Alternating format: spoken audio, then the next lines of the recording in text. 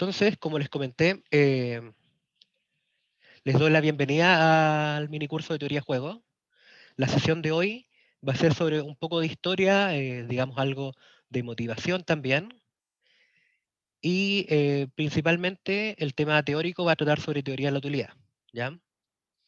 Espero que aquellas personas que saben un poco más de matemática no se aburran con algunas explicaciones que voy a hacer, que son un poco básicas, y por el contrario, algunas personas que no tengan tanto bagaje matemático previo, no se asusten, porque voy a intentar dar los suficientes ejemplos para aterrizar toda la teoría, ¿ya? Probablemente la sesión de hoy va a ser la más teórica en cuanto a matemática, y es porque principalmente lo que vamos a ver, que son las funciones de utilidad, se encuentran en todos los juegos y son una parte esencial para saber cómo trabajar con ellos, ¿ya? Las otras sesiones va a ser todo mucho más práctico, a pesar de que no vamos a perder la formalidad al definir cada tipo de juego dentro de sus propias clasificaciones, ¿ya? Entonces,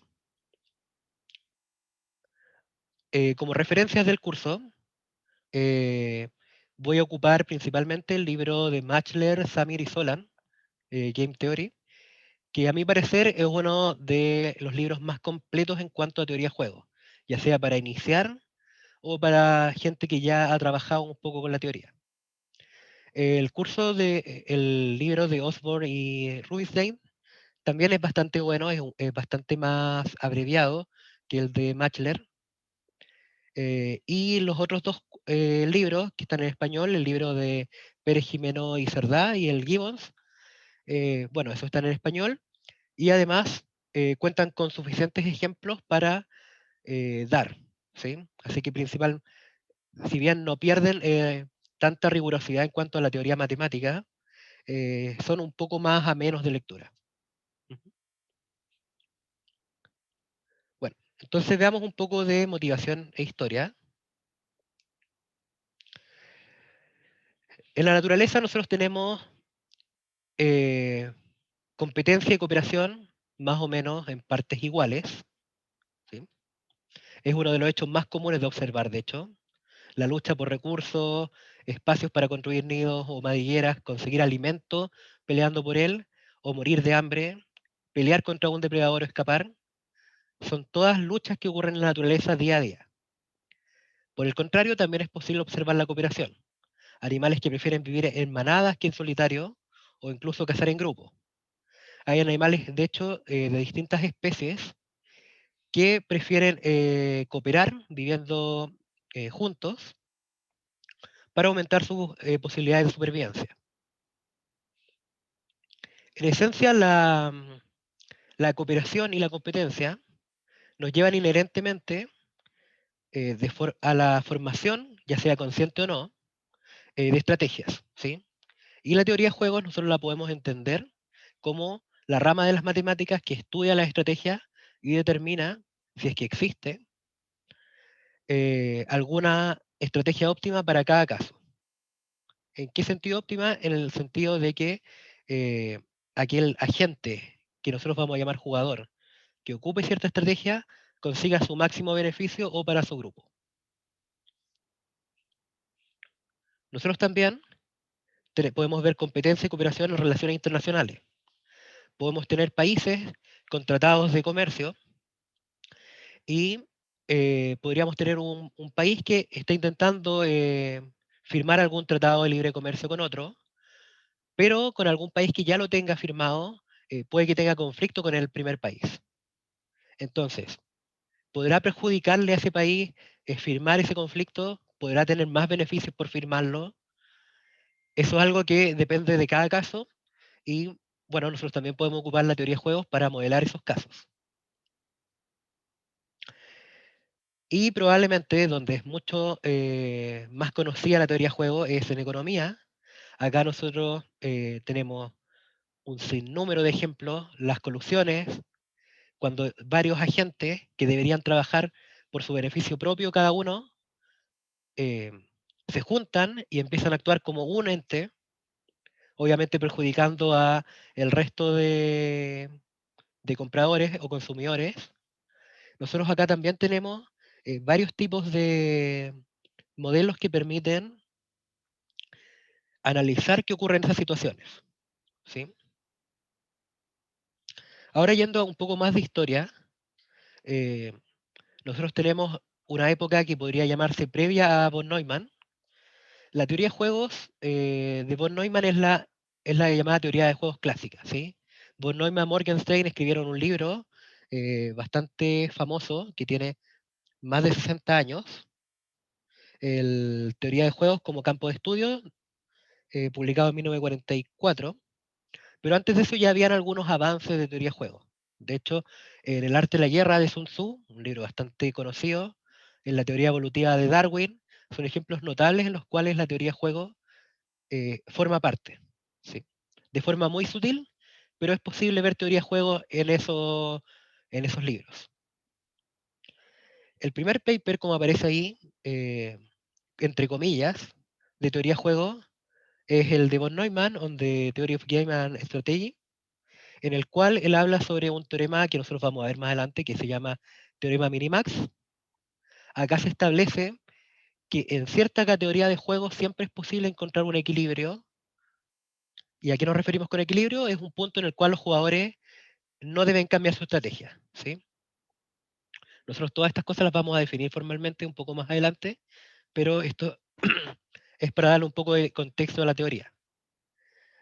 Y el hecho de que acá aparezca entre comillas, es porque algunos años antes, en, en 1913, Zermelo, el mismo que en matemática eh, debe su nombre a los axiomas de Zermelo y Frenkel, publicó un trabajo sobre un teorema que es llamado teorema de Zermelo, que establecía algo similar a lo del trabajo de von Neumann, pero en este caso lo que se aseguraba era la existencia de una estrategia ganadora en cierto tipo de juegos en los cuales no podía haber empate, ¿sí? En los cuales no había ninguna condición la cual implicara empatar, ¿ya? ¿Por qué ese paper quedó relegado y no se denomina como primer paper de la teoría de juegos? Es porque fue publicado en alemán y solamente se tradujo ya a finales del siglo XX, en 1997. Luego de 1928, con el trabajo de von Neumann, se empezó a trabajar más activamente en la teoría de juegos, y ya en 1944 se publicó el libro de von Neumann y Morgenstern, que resumía todos los avances que ellos habían hecho hasta la época, ¿sí? Unos años más tarde llegaría John Nash, el cual murió hace 3 años, si mal no recuerdo, y que entre 1950 y 1953 publicó 4 artículos que fueron los que le dieron el premio Nobel en 1994, ¿sí? En uno de esos trabajos, es lo que hace es generalizar el resultado de von Neumann de 1928, y con eso se llegó a lo que hoy se conoce como equilibrio de Nash, ¿sí? Bueno, ahí está lo mismo. Ahora yendo a la parte, digamos, más formal de lo que vamos a ver hoy día, vamos a entrar en algunas definiciones.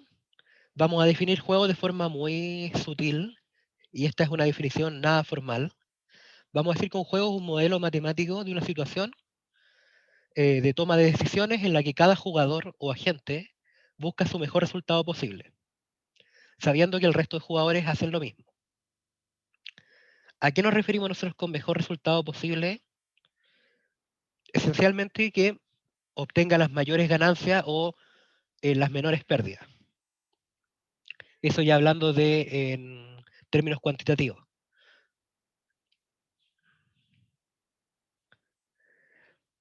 Vamos a llamar relaciones de preferencia de un jugador Y sobre un conjunto de resultados O a una relación binaria, es decir, una relación, o sea, una operación que relaciona dos elementos del conjunto O, que la vamos a denotar por este símbolo, que bien podríamos llamarlo menor o igual, si es que es débil, y este otro, que sería menor estricto, en caso la preferencia sea estricta. ¿Qué axiomas tienen que cumplir estas relaciones de preferencia? ¿Ya? Estos axiomas, nosotros se los pedimos para que tenga sentido el trabajo matemático que vamos a hacer después. Si alguno de estos axiomas no se cumple, en algunos textos se le llama a que la relación de preferencia no es racional. Entonces, el primero de ellos, que sea completa, lo que nos dice es que para todo par de elementos en el conjunto O, nosotros podamos compararlos y decir, prefiero este que este otro. ¿Ya? Reflexiva es que cada objeto en el conjunto de resultados yo lo prefiera tanto como él mismo. Es decir, si yo tengo dos manzanas idénticas, yo ninguna de las manzanas la prefiero más, sino que ambas son preferibles, digamos, con igual magnitud. Y, digamos, la más importante de las tres es que sea transitivo. Es decir, que si yo, por ejemplo, tengo una manzana que la prefiero a una pera, y eso lo prefiero, o sea, perdón, y una naranja la prefiero a la pera, y la pera la prefiero a la manzana, lo lógico es pensar que yo voy a preferir la naranja a la manzana. ¿Ya? Esto solamente se cumple si nosotros le pedimos a la relación de preferencia que sea transitiva. En caso contrario, se dan algunas paradojas bastante interesantes que podemos conversar más adelante, como la paradoja de Condorcet, que nos dice que eh, es posible escoger, digamos, en una elección política, a un candidato que no sea preferido por todo el espectro de votantes. ¿Sí? Es posible que salga electo sin que sea preferido por todo el espectro de votantes.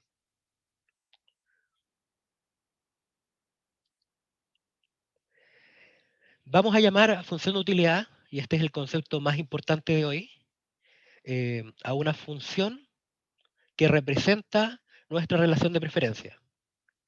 ¿En qué sentido la representa?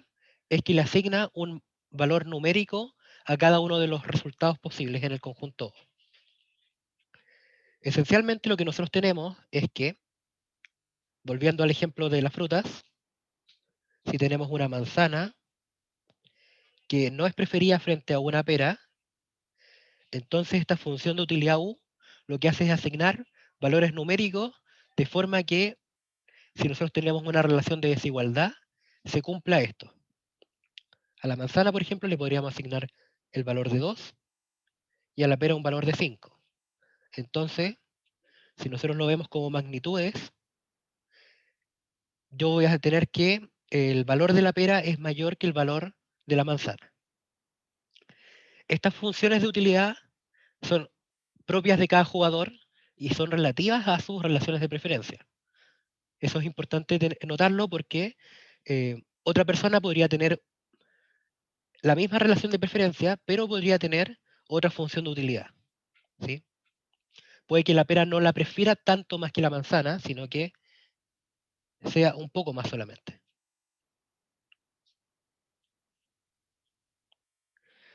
Vamos a considerar una persona que quiere llegar desde su casa a la universidad donde estudia o trabaja y tiene tres alternativas para movilizarse.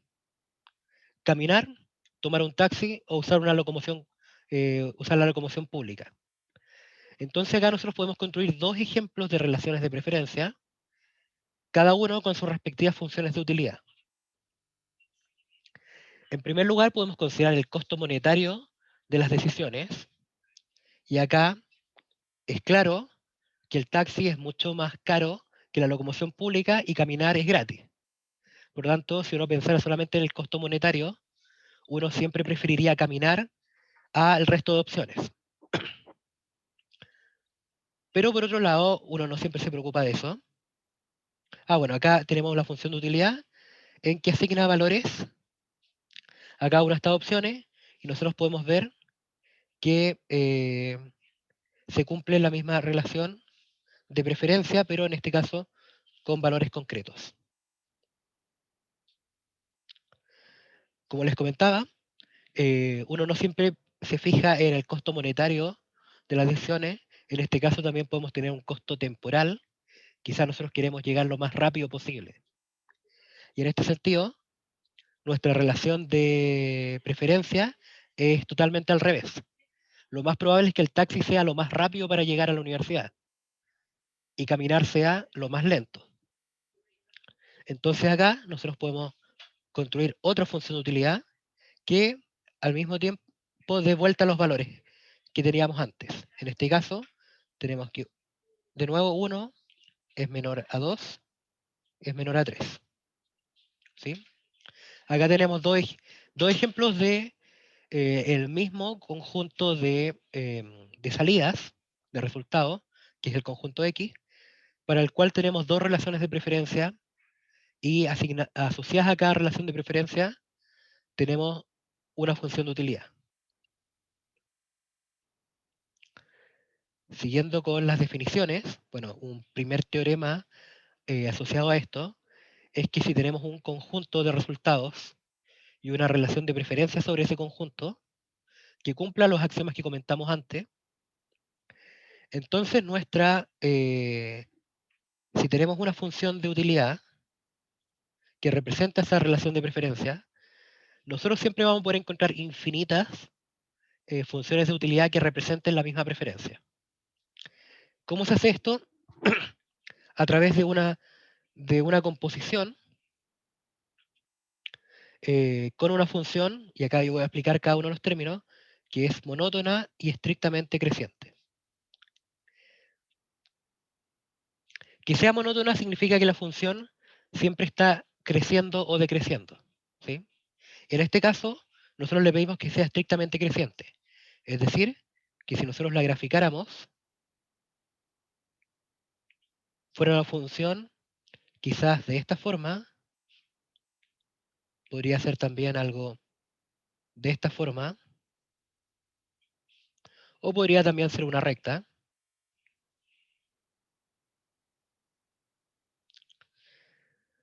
Pero esencialmente lo que le estamos pidiendo es que si nosotros tenemos un resultado en el conjunto O que tenga un valor menor a otro, según mi función de utilidad, entonces al componer se siga preservando lo mismo. Un ejemplo de esto podría ser, si nosotros tenemos el precio de varios productos en una moneda local y pasamos todos esos precios a dólares. Nosotros ahí lo único que estamos haciendo es multiplicar el valor del producto por el número o sea, el valor de transformación entre la moneda local y el valor del dólar, ¿sí? Y eso vendría siendo una recta que es creciente, similar a la celeste que tenemos ahí. ¿Qué pasa cuando nosotros tenemos relaciones de preferencia con incertidumbre? Hasta ahora lo único que hemos hecho es trabajar viendo opciones que nosotros teníamos que podíamos tomar, pero no había ningún caso o algún grado de azar entre medio de eso. Si nosotros tenemos, igual que antes, un conjunto de resultados que seguimos llamando O, nosotros podemos definir por esta L caligráfica el conjunto de todas las loterías sobre O. ¿Qué van a hacer las loterías?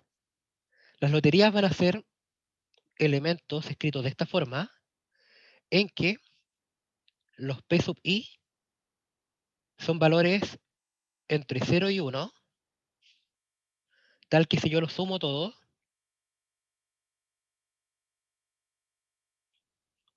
me da 1. ¿Ya? Es, es decir, para aquellos que ya se estén adelantando, es la probabilidad que yo tengo de obtener cada uno de esos resultados. Por ejemplo, si tuviésemos un dado, en el ejemplo de un dado, nosotros podríamos tener eh, la probabilidad de un sexto que salga 1, un sexto que salga 2, así, hasta un sexto de que salga 6. ¿Ya? Eso, a todas las posibles combinaciones de estos parámetros P sub I de probabilidades sobre el conjunto de resultados se le va a llamar lotería. Bueno, acá tenemos otro ejemplo con una moneda, mucho más simple que con el dado, en el cual nosotros tenemos la apuesta de tirar una moneda y los resultados posibles son cara o sello. Entonces la lotería sobre este conjunto de resultados puede ser un medio cara o un medio sello, si la moneda no está cargada.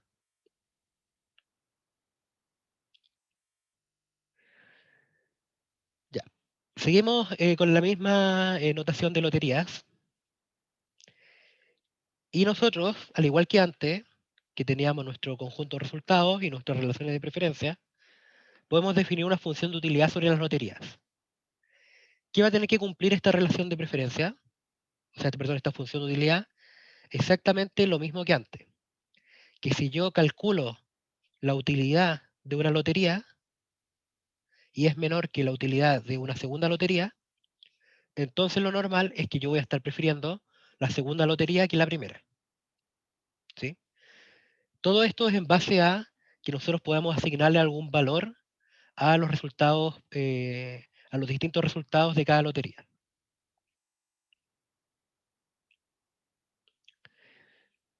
Vamos a definir lo que es una función de utilidad lineal con este apellido, si es que nosotros podemos calcularla mediante la siguiente operación. La utilidad de la lotería va a ser igual a la suma ponderada de la utilidad de los resultados. ¿Ya? Esto no siempre es así. Uno perfectamente la utilidad de una lotería la podría establecer independiente de los resultados que se tengan y de la utilidad de los resultados que se tengan. ¿Sí? En este caso, yo, por ejemplo, si volvemos eh, al caso que teníamos de los dados, yo podría perfectamente asignarle a esta lotería un valor de 7, arbitrariamente. Pero esa no sería una función de utilidad lineal. ¿Qué sería la función de utilidad lineal? Si yo a esto le tomara el valor de un sexto por 1 más un sexto por 2 más y así sucesivamente. Entonces lo que estoy diciendo es que la función de utilidad lineal me calcula la suma ponderada con esas probabilidades, P sub i, de los valores de cada uno de los resultados.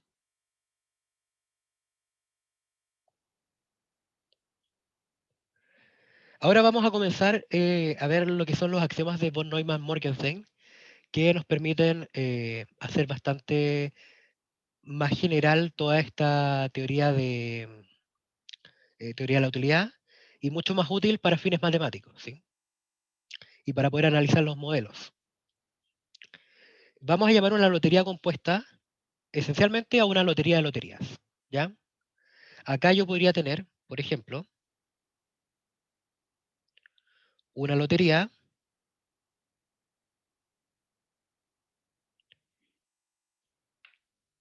entre L1 y L2, que perfectamente podrían ser resultados, ¿sí? A priori no sabemos qué son loterías, pero sí lo van a hacer. Entonces acá yo tendría una lotería gorro, que es un tercio de L1, 2 tercios de L2. Pero si cada una de estas es una lotería, entonces yo podría tener acá, por ejemplo, un medio A1, un medio A2, y quizás acá pueda tener 3, podría tener, no sé, un cuarto, un medio, un cuarto, de B1, B2, B3. Entonces acá yo tengo que L1 es una lotería, un medio A1, un medio A2, y L2 es otra lotería en la cual tenemos un cuarto, B1, un medio B2 y no me va a alcanzar ahí, un cuarto B3. A eso nos referimos con una composición de lotería. Una lotería de loterías. Entonces, el primer axioma de von Neumann-Morgenstern es el axioma de continuidad, que nos dice que si yo tengo tres resultados posibles, A, B y C, con esa relación de preferencia, entonces va a existir algún valor entre 0 y 1, tal que yo voy a preferir por igual B o esta lotería que está aquí. ¿Sí? Donde esta lotería, acá tenemos una probabilidad de teta de obtener A y 1 menos teta de obtener C. Esencialmente es que yo siempre, por ejemplo, nosotros si le asignamos números a esto, nosotros podríamos tener 100, que yo lo voy a preferir a 150, o sea, perdón, que no lo voy a preferir a 150 y que tampoco lo voy a preferir a 300. Entonces hay cierta ponderación entre 100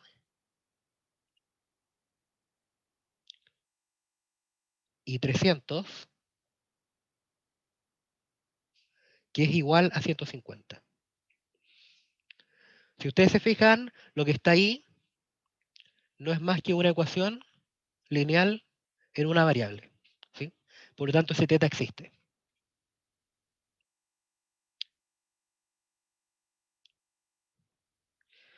Tenemos un axioma de monoticidad, el cual nos dice que si tenemos dos resultados,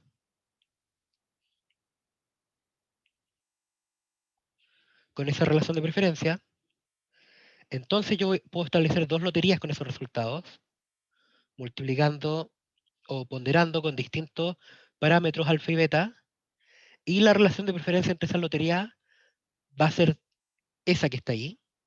Si solo si los parámetros respetan esa desigualdad. Después nosotros vamos, si bien esto parece bien teórico, nosotros después vamos a ver un ejemplo en el cual eh, veamos todos los axiomas de una. ¿Sí? Tenemos un teorema que nos dice que si una relación de preferencia satisface los axiomas anteriores de continuidad y monoticidad, entonces el valor de teta que teníamos en la slide anterior es único.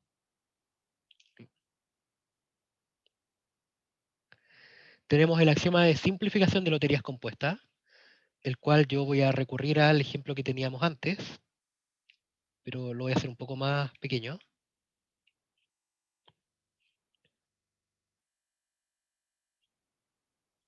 Un medio,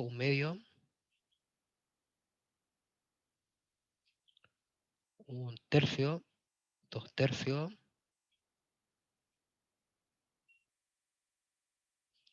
y acá le vamos a poner un medio, un medio. Y acá vamos a tener A1, A2, A3, A4.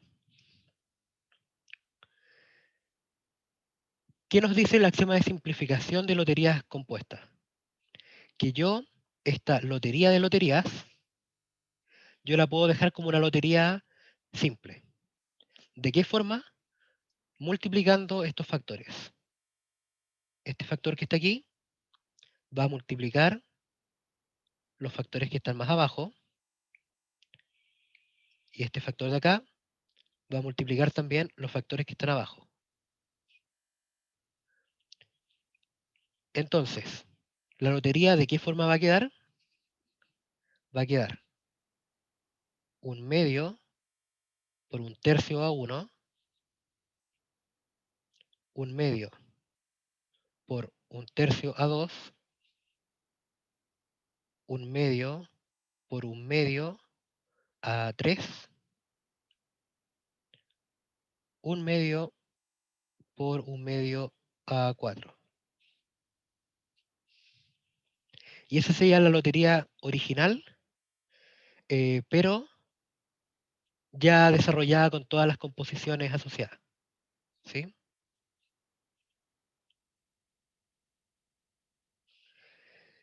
Y finalmente, el axioma de independencia nos dice que si yo tengo, de nuevo, una lotería compuesta, una lotería de loterías, y yo tengo otra lotería simple, entonces lo que ocurre si es que yo tengo esa lotería simple, que yo no la prefiero, no prefiero ninguna de las dos, ni LJ ni M, entonces yo las puedo intercambiar. ¿Sí? Yo puedo intercambiar objetos o resultados que no tienen una preferencia uno del otro. Entonces, si fijan, acá está M, y bueno, arriba no lo desarrollé, pero esencialmente aquí arriba había un QJ de LJ. ¿Sí?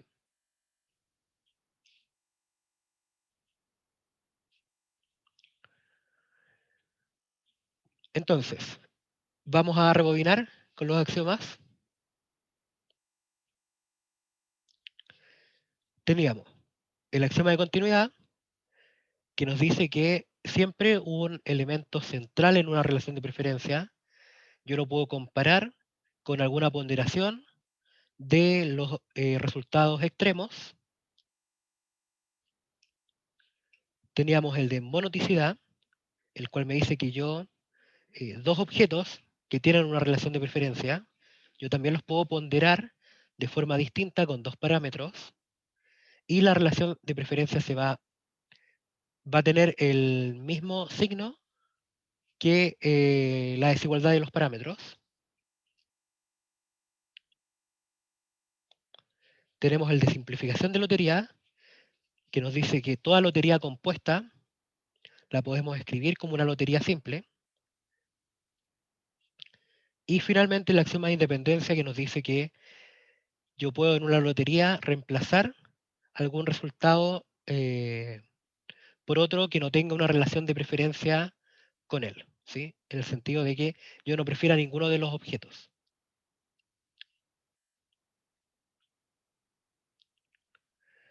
¿De qué nos sirven todos estos axiomas? Bueno, von Neumann y Morgenstern probaron que si se cumplen estos axiomas, si una preferencia, una relación de preferencia cumple todos estos axiomas, entonces es posible representar esa relación por una función de utilidad lineal. ¿Y de qué nos sirve tener una función de utilidad lineal? Es que nosotros la utilidad de cada lotería la podemos calcular como la ponderación de las utilidades de los objetos en esa lotería, de los resultados. Y ahora vamos a ver un ejemplo de eso. Queremos saber cuál de las siguientes loterías preferiría una persona. Entre la primera lotería es un medio de probabilidad de tener un auto nuevo o un medio de un PC gamer. Y la segunda lotería, vamos a ponerle aquí L1 y L2, que es un tercio de probabilidad de tener una moto nueva o dos tercios de un tour por Europa. ¿Sí? Vamos a suponer que la relación de preferencia satisface los axiomas de von Neumann-Morgenstern, y el teorema anterior nos dice que podemos, o mejor dicho, que existe una función de utilidad lineal. Para eso nosotros podemos suponer que esta función u satisface las siguientes igualdades, o sea, nosotros le asignamos los siguientes valores a los distintos resultados de las loterías. 25 a un auto nuevo, 14 a un tour por Europa, 3 a una moto nueva y 1 a un PC. Y entonces, por el hecho de que la función de utilidad es lineal, yo puedo calcular la utilidad de cada lotería como la suma ponderada de los valores de los resultados que están participando en cada lotería. Es decir, en el primero un medio del valor del auto más un medio del valor del PC, y en el segundo un tercio del valor de la moto más dos tercios del tour por Europa. Entonces, en este sentido, nosotros sabemos que, bueno, podemos concluir que una persona con estas relaciones con sus relaciones de preferencia representadas por esta función de utilidad U, preferiría la primera lotería frente a la segunda. Simplemente por el valor que estamos calculando acá al final.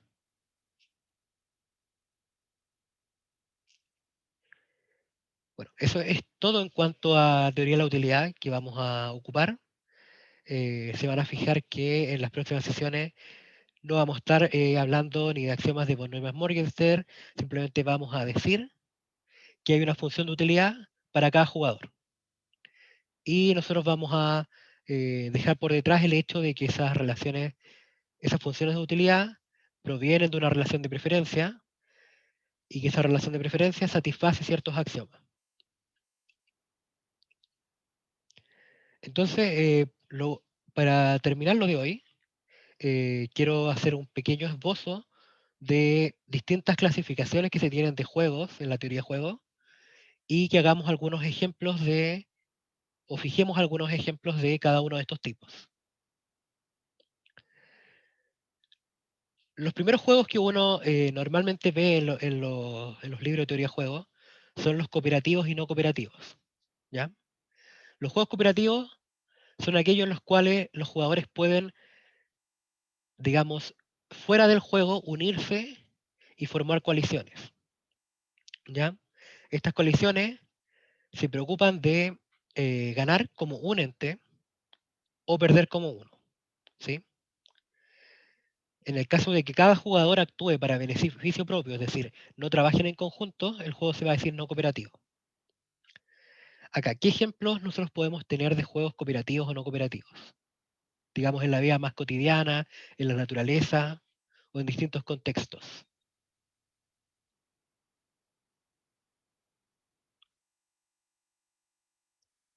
Ahí pueden participar por el chat o por la ventana de preguntas.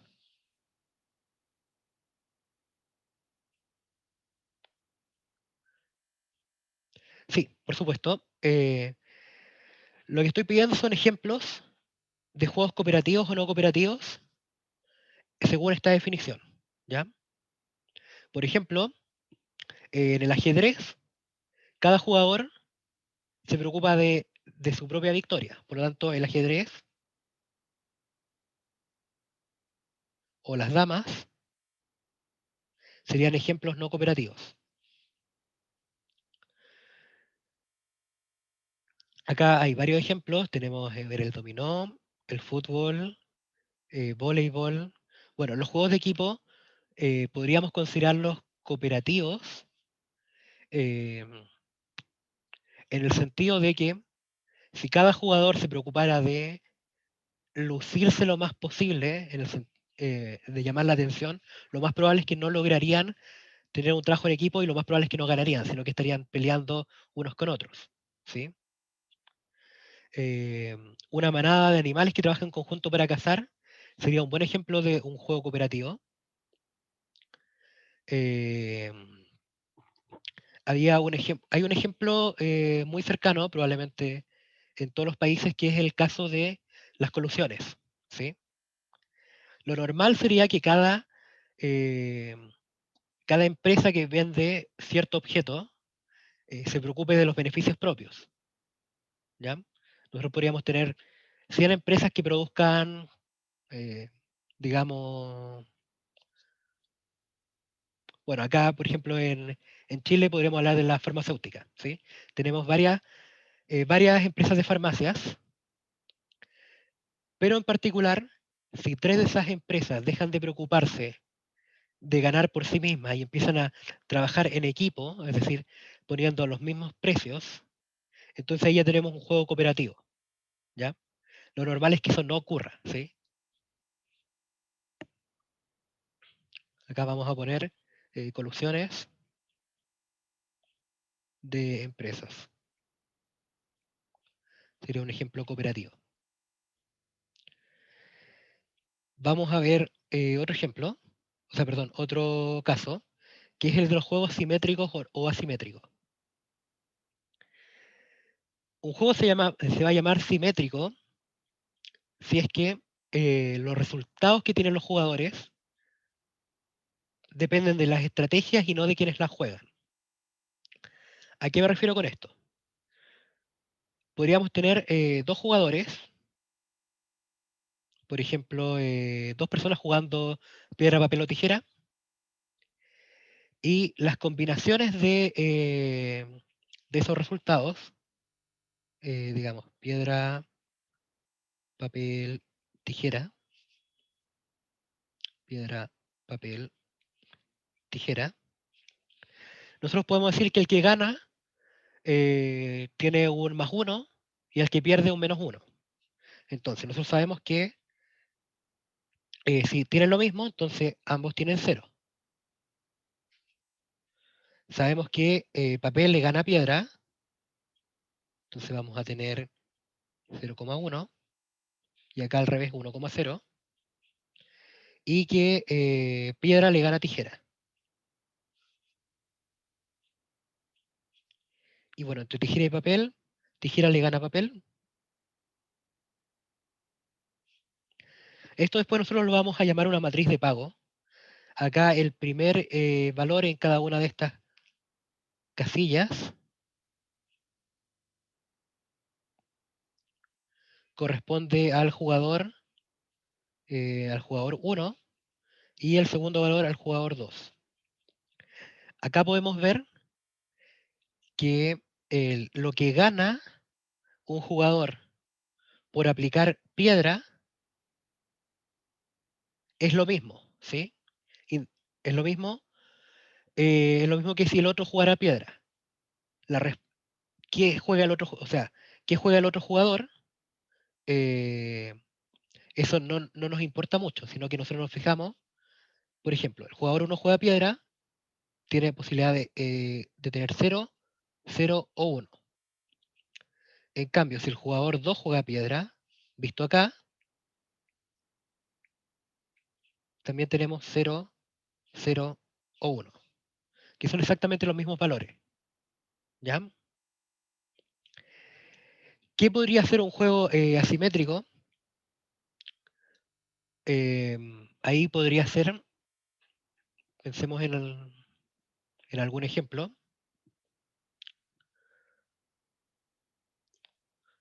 Tendría que ser un juego en el cual los jugadores tengan las mismas estrategias, pero un jugador gane más o pierda más a ocupar una estrategia en comparación a otro.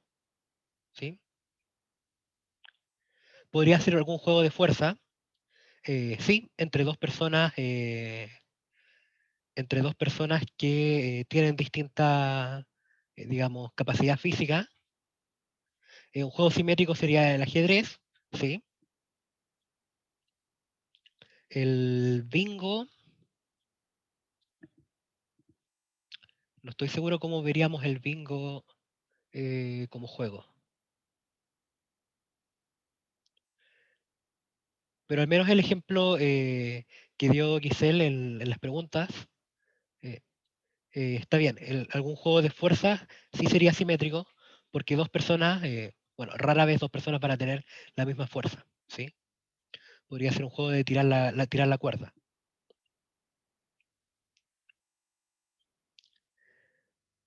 Estos son otros juegos bastante conocidos en la teoría, que son los juegos de suma cero o de suma no cero.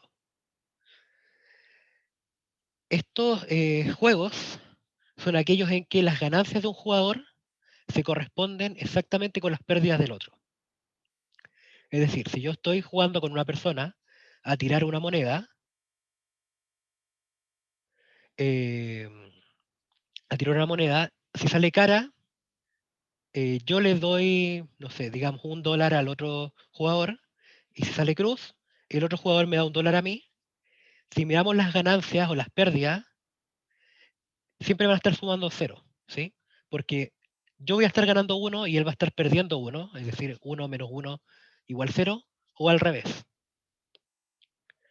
Por el contrario, cuando no ocurre eso, vamos a decir que el juego de suma distinta de cero. Estos juegos son un caso bastante particular de, de unos juegos llamados de suma constante, ¿sí? En los cuales el resultado no necesariamente es cero, sino que puede que haya algún fondo común, el cual se va repartiendo o modificando entre los jugadores de acuerdo a cómo van utilizando las estrategias, ¿sí? Tenemos los juegos estáticos o dinámicos, cuando, bueno, los juegos estáticos son aquellos en que los jugadores tienen que jugar sus estrategias a la vez. Por ejemplo, en el piedra, papel o tijera. Ambos jugadores tienen que mostrar su elección al mismo tiempo. En cambio, los juegos dinámicos secuenciales son más del tipo dama o ajedrez, en los cuales un jugador hace una jugada y el otro jugador juega en respuesta a esa jugada. Después el primero vuelve a jugar en respuesta a la respuesta del otro jugador y así sucesivamente, ¿sí? En las damas ocurre exactamente lo mismo. Los jugadores van por turnos aplicando sus propias estrategias. Entonces acá podemos tener el piedra, papel o tijera como un estático y damas o ajedrez como uno dinámico.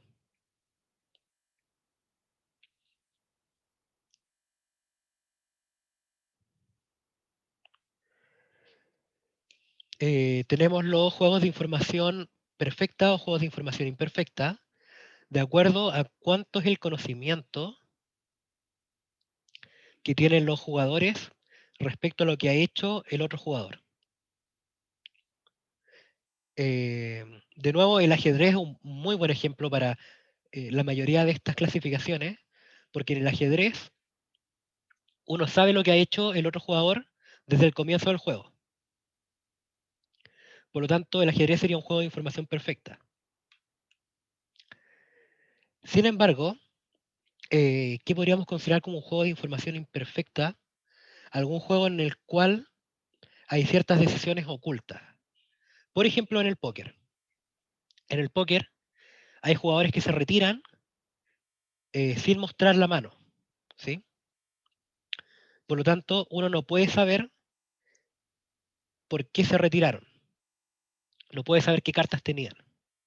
Eso ya es información imperfecta que tienen el resto de jugadores con respecto con respecto al jugador que se retira sin mostrar la mano. El juego del submarino, ah, ese es el juego que también se llama Batalla Naval, ¿o no?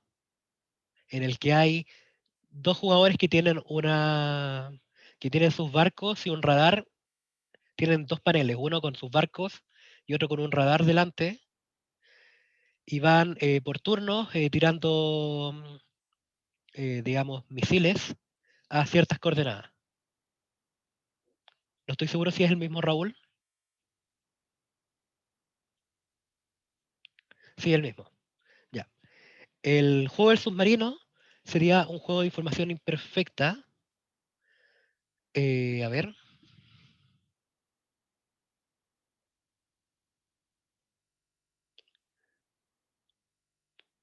Mm,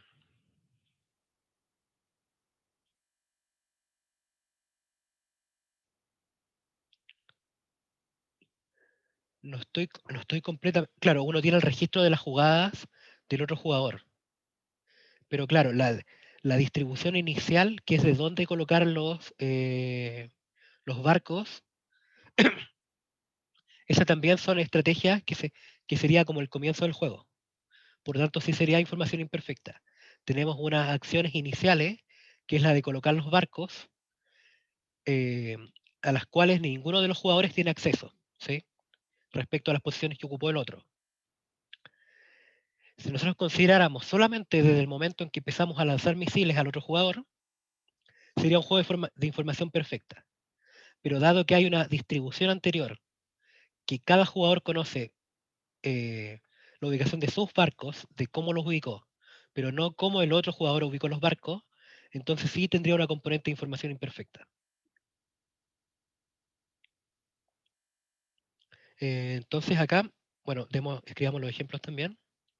De nuevo ajedrez y información perfecta.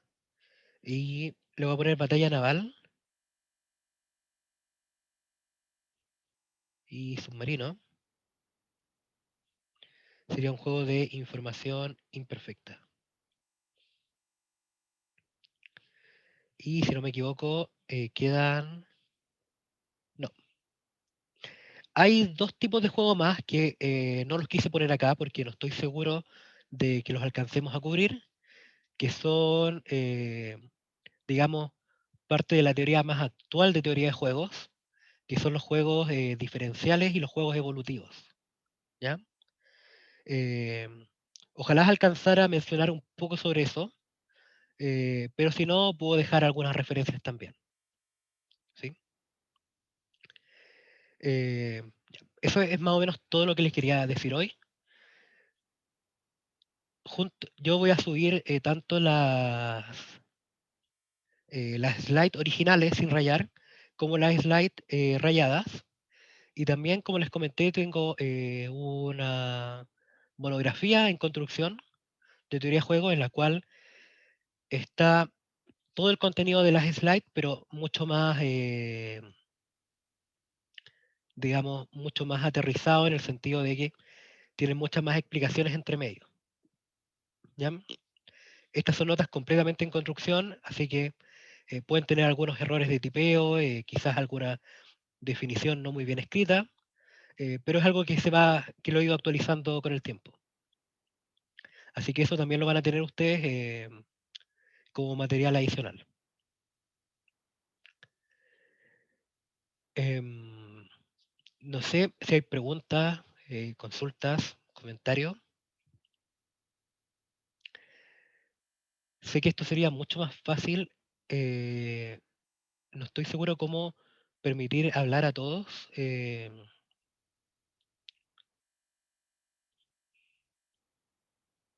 A ver, aquí tenemos una pregunta.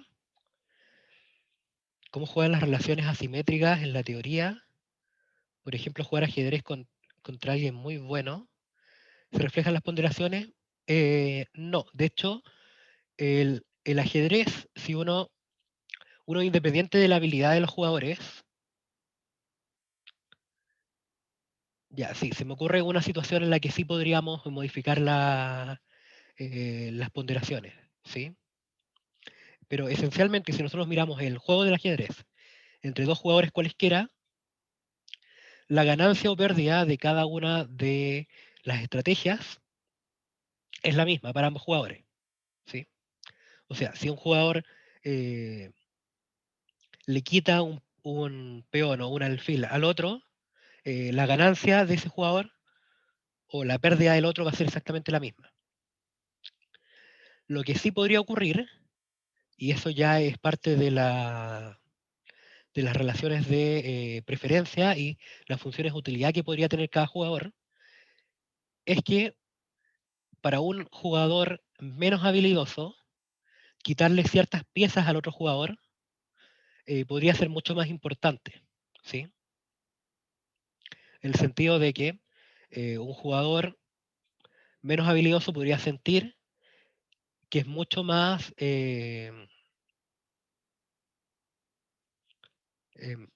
que es mucho más simple ganarle al otro jugador eh, eliminando la dama, ¿sí? La reina. En cambio, un jugador más habilidoso podría sentir que no, que en realidad, independiente de las piezas que coma, si es que son pocas, el otro jugador igual puede ganar y por tanto, de todas formas, se siente en la actitud de estar siempre a la defensiva y al ataque. ¿Sí? Une, eh, Eso respecto a la pregunta de Roy. Respecto a la pregunta de Jesús, una interacción de redes. tú dices como una... No sé si puedes contextualizar un poco más la situación. El problema de plantear los juegos es que muchas veces uno necesita un poco más de información para saber qué ocurre con todos los casos posibles, ¿sí? Uno, para tener un juego bien definido, tiene que siempre establecer todas las jugadas posibles y todos los finales posibles, lo cual a veces es extremadamente complicado. O sea, en ajedrez nosotros sabemos que hay una cantidad muy grande de resultados.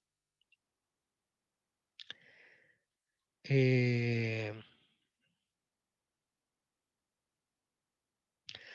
ya, tú hablas una red profesora que le enseña a una red de estudiantes.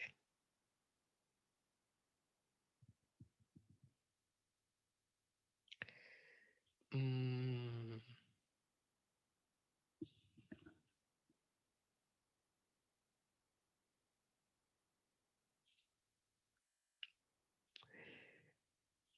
en ese sentido no estoy muy seguro debido a que eh, ambos jugadores están en una misma coalición, por lo tanto actúan como un mismo ente y tendríamos un único jugador en ese juego. Entonces ahí es un poco más difícil de analizarlo.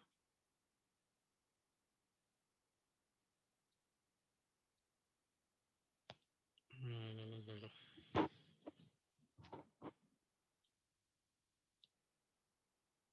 Lo voy a pensar un poco.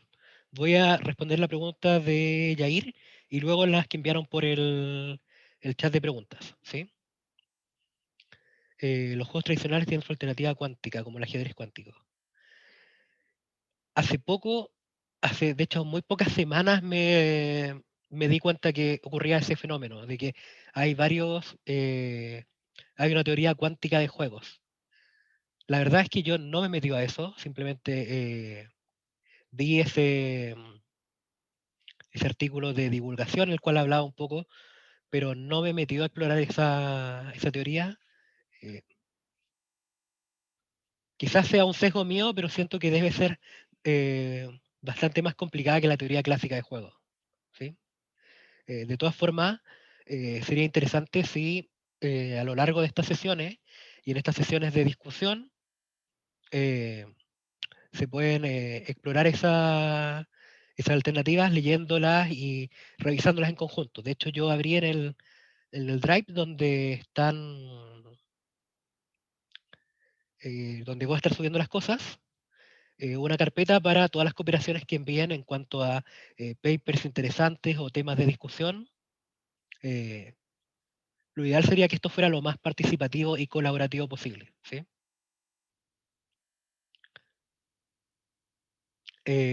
Ahora las preguntas bueno, de la ventana de preguntas. Sí, de hecho, la pregunta, bueno, Víctor pregunta si vamos a ver la teoría luego con diagramas y con flechas o bucles, ¿sí? Nosotros vamos a ver varias representaciones de los juegos. Eh, la próxima semana, de hecho, vamos a partir con algunas representaciones en forma de árbol, ¿sí? Y hay otras que son representaciones matriciales. Ambas las vamos a ver eh, entre la semana que viene y la subsiguiente, probablemente, ¿sí? Porque son formas bastante útiles de resumir la información de juegos. Y Ricardo hace una pregunta bien interesante y es que si el ajedrez, bueno, en el ajedrez nosotros sabemos que hay un jugador que siempre parte que son las blancas. Si esto genera desigualdad en las partidas. ¿Sí? Respecto a eso, en el ajedrez, en el libro de Machler, de hecho, no parte con teoría de la utilidad, el primer capítulo habla sobre el juego del ajedrez y en particular lo que hacen es demostrar el teorema del ajedrez. ¿Qué es lo que dice el teorema del ajedrez? Que en toda partida de ajedrez, las blancas tienen una estrategia ganadora, las negras tienen una estrategia ganadora, o cada uno de los jugadores tiene una estrategia que asegura el empate. Una de esas tres cosas se cumple, ¿sí? Pero cuál no está definido, ¿sí? Eso es lo único que se puede demostrar, al menos a nivel matemático. ¿Ya? Y él hace, y bueno, en el libro de Machler hay dos demostraciones, una que es mucho más intuitiva de leer, pero es muchísimo más larga, y hay una segunda que es ocupando solamente lógica, lógica preposicional, ¿sí? Y que sale en más o menos 3 o 4 líneas, que de hecho es muy interesante, y lo que hace es probar que existe, algunos de los jugadores tienen alguna estrategia ganadora, o al menos ambos tienen una estrategia que asegura el empate.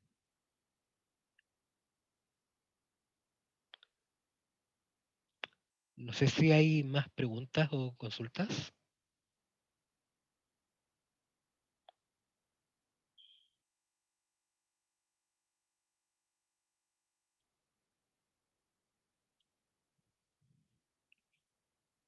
Ah, no, es que hay preguntas que hacer en el chat y hay preguntas que la están haciendo en, en el chat de preguntas, ¿sí? Y eso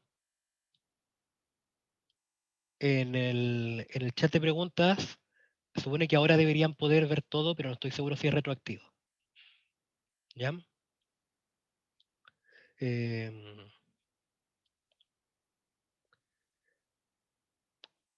ahora deberían poder ver todas las preguntas desde ahora, ¿sí?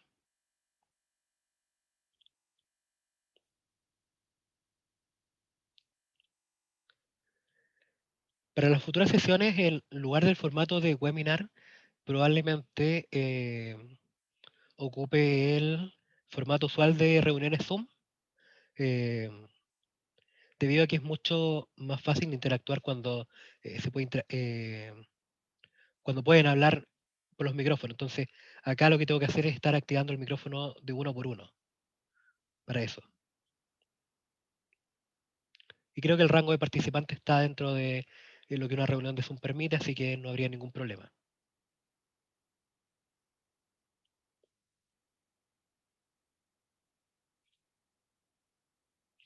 ¿Hay algún otro comentario? ¿Dudas respecto a lo que viene?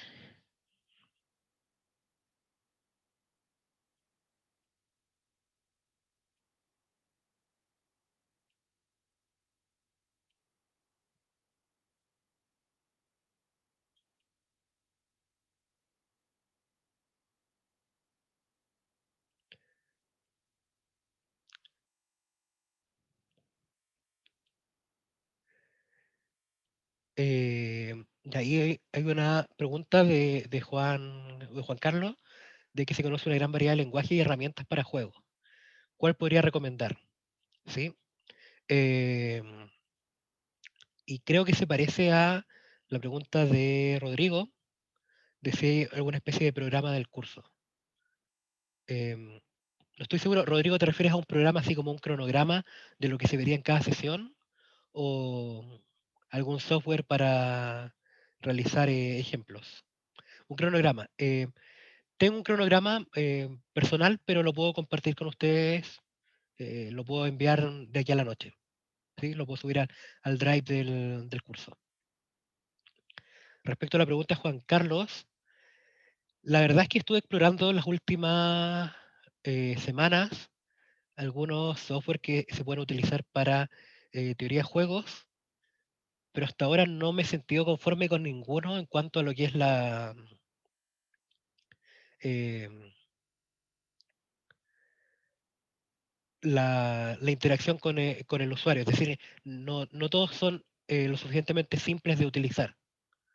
Por lo tanto, sería un poco más complicado de utilizar, de usarlos para los ejemplos, ¿sí?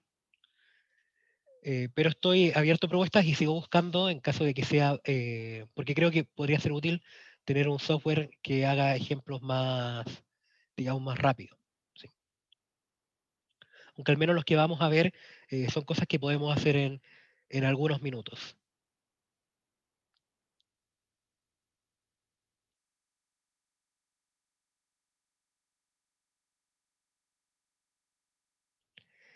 Ya, la pregunta de Víctor es bastante interesante.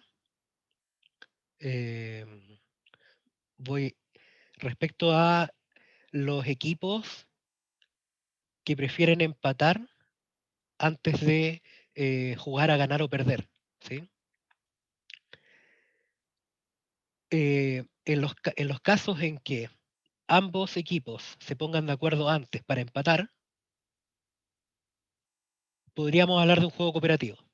De hecho, sería muy parecido eso al ejemplo en que todas las empresas que venden cierto producto se pusieran de acuerdo. Y ahí tendríamos un monopolio, ¿sí? En ambos casos se aplicaría lo que, o caería en el caso de juego cooperativo, sí. Em, Respecto a la pregunta de Ricardo, si recomiendo comenzar a leer la bibliografía recomendada, em, creo que sería útil leer el libro de Bachelor, porque tiene muchos más complementos de los que el tiempo me permite abordar. De hecho, el capítulo de teoría de la utilidad habla un poco del tema de aversión al riesgo, el cual es bastante interesante. Yo no lo voy a cubrir aún em, porque no estoy seguro si lo vamos a utilizar en las últimas sesiones, entonces prefiero ver las cosas que vayamos a abordar directamente. eh, pero sí, el, como les comenté al comienzo, el libro de Bachelor es bastante completo en abordar suficientes casos y suficientes líneas eh, de la teoría de juego, quizás con baja profundidad, pero lo suficiente como para empezar a introducirse en distintas áreas de la teoría de juego y luego buscar el trabajo mucho más avanzado, ¿sí? Eh, el libro Bachelor es una excelente introducción para después poder entender papers sobre la teoría de juegos sin perderse, ¿sí? Eh, Respecto a la pregunta de Javier, no, la verdad es que no conozco el logo, lo voy a dejar anotado para buscarlo después. Es un software eh, para resolver o plantear juegos.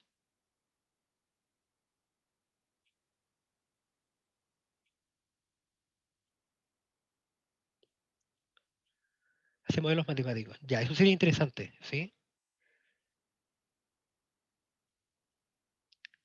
El juego de la vida, sí. El de Conway. Eso es muy interesante. Eso es muy interesante. Esos ya son, no recuerdo bien cómo se llamaba, agentes celulares. No recuerdo cómo se llamaban o qué englobaba esos modelos, ¿sí? Autómatas celulares, eso. Lo voy a revisar, quizás pueda hacernos útil también. Juegos bayesianos es algo que me interesa ver y que sí vamos a ver, probablemente de acá a 3 semanas, ¿sí? Acá hay otro software que voy a dejar anotado.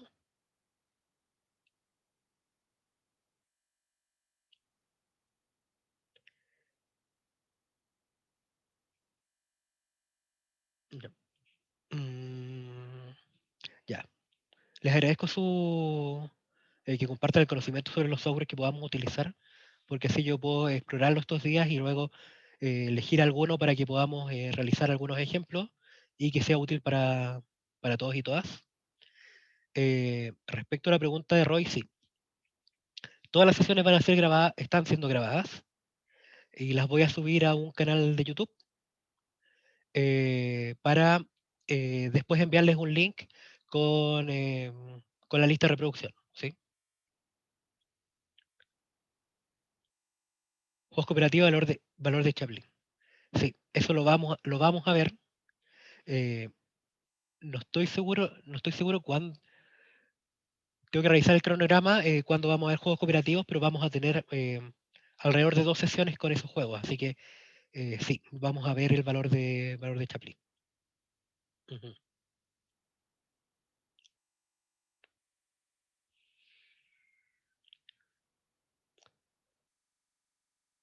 ¿Hay alguna otra duda, consulta? Aún nos quedan algunos minutos para discutir.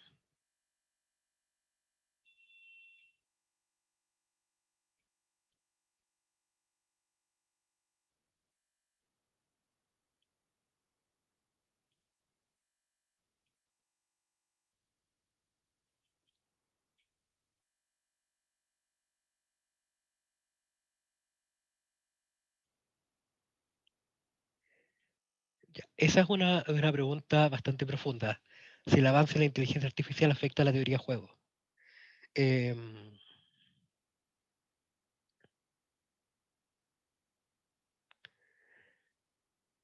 Probablemente depende de cómo veamos la teoría de juego. ¿Sí? Desde un punto de vista netamente matemático, quizás no. La matemática es bastante autosuficiente en algunos sentidos, pero el problema de eso es que esa autosuficiencia la hace permanecer pura en muchos aspectos, ¿sí? Y no involucrarse con aplicaciones, ¿ya? Ahora, si nosotros queremos ver aplicaciones de la teoría de juegos, eh, queremos ver aplicaciones de la teoría de juegos, o queremos ver cómo la IA nos ayuda a entender las formas como se resuelven algunos juegos, como tú comentaste ahí, el juego de las damas.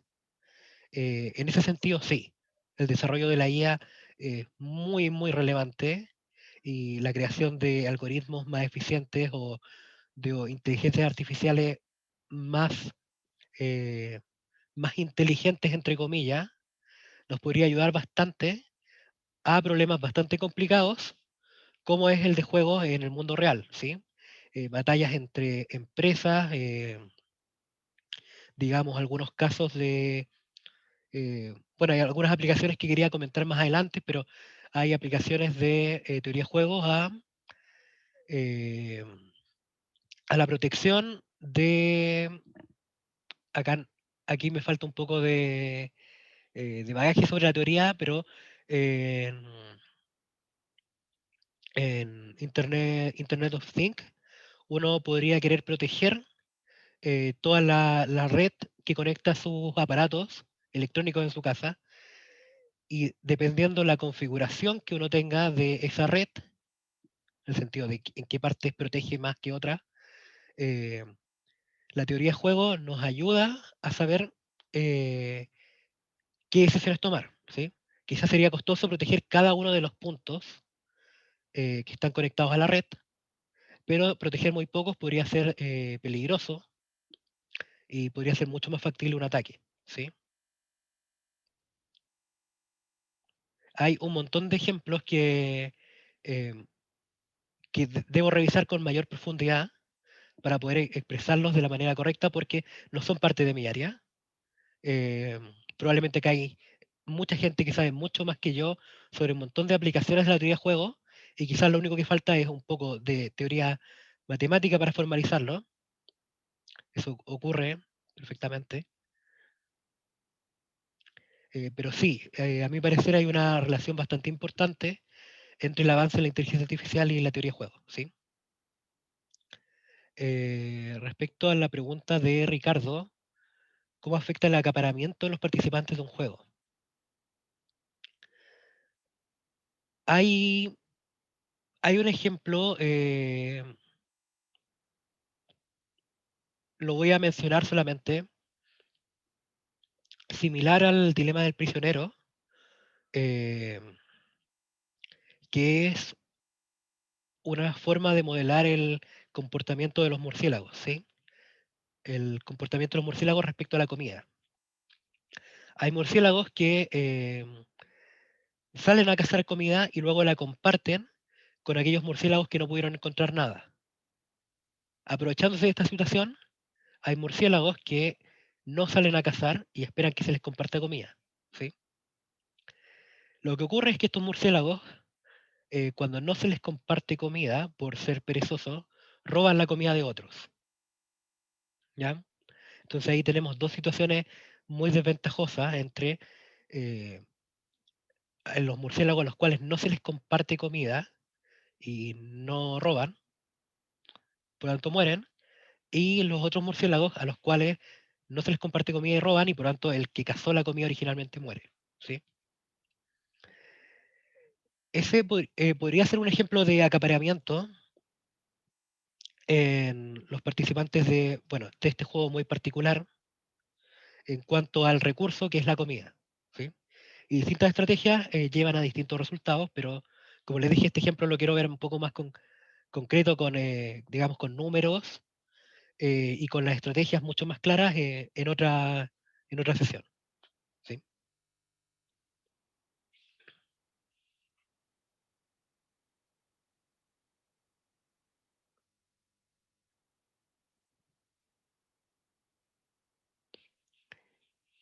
La pregunta de Consuelo respecto a mi área de estudio realmente está bastante lejos de la teoría de juego. Eh, yo debido a mi magíster en matemáticas, yo trabajo en teoría de nudos, que es un área bastante pura de la matemática. Tiene algunas aplicaciones, pero por mi parte no me he introducido mucho en ellas.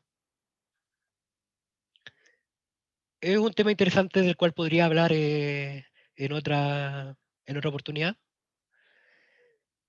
Respecto a inteligencia artificial en los videojuegos.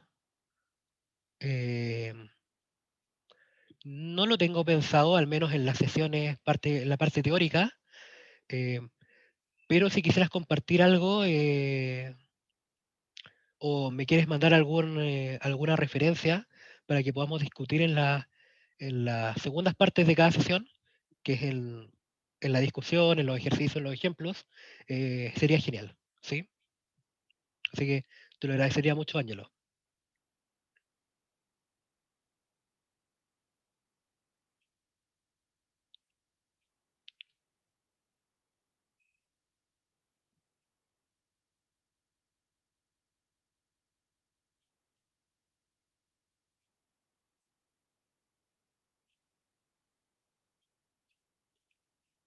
No sé si hay alguna otra pregunta, comentario.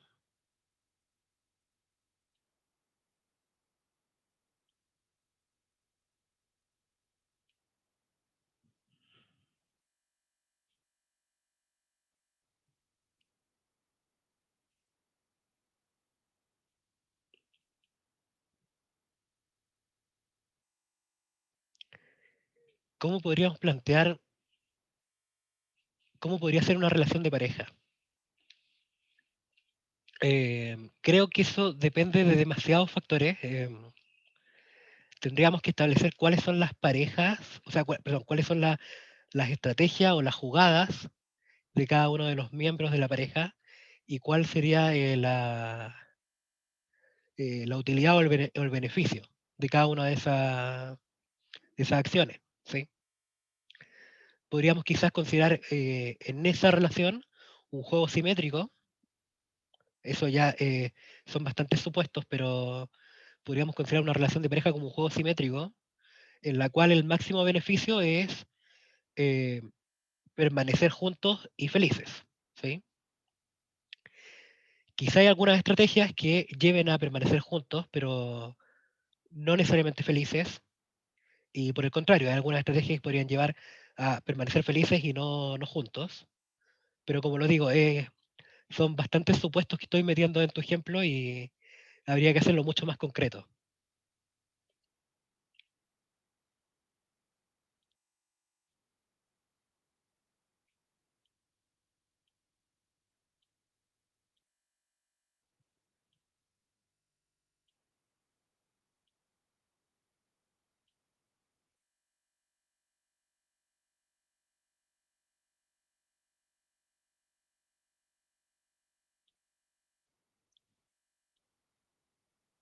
Bueno, parece que estaríamos por ahora. Voy a dejar de grabar acá.